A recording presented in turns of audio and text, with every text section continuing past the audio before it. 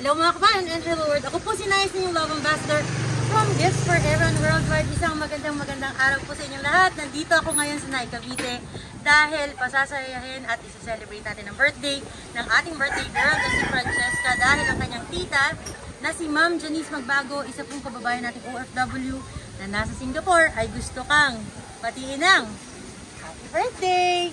Kaya naman, Katrina, or hindi pala si Katrina, ate pala si Katrina.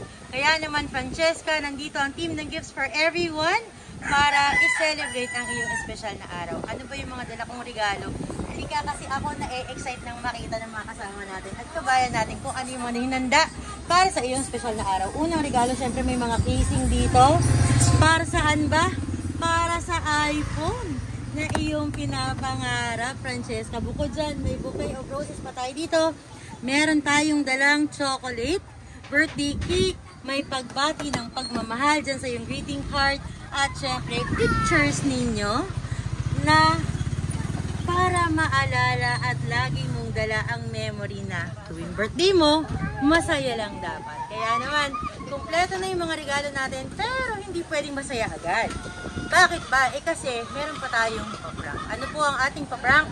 Ako po ay isang online seller na personally i-deliver ang phone ni Francesca dito sa kanilang bahay. Andito lang po yan sa likod ng aking, o sa harapan ng aking sasakyan. At dahil nga nandito ako para mag-deliver ng iPhone, syempre nandito rin ako para maningil ng 17,000 pesos para sa iPhone na aking hinatid plus 2,000 na delivery charge. Ano kaya magiging reaksyon ng ating birthday girl? Malalaman niyo yan kasi pupunta na tayo sa bahay nila. Kaya naman, samahan niyo na akong masayahin, maiyakin, at gawing unforgettable ang birthday na ito para sa kanya. Kaya naman, tara na! Let's go!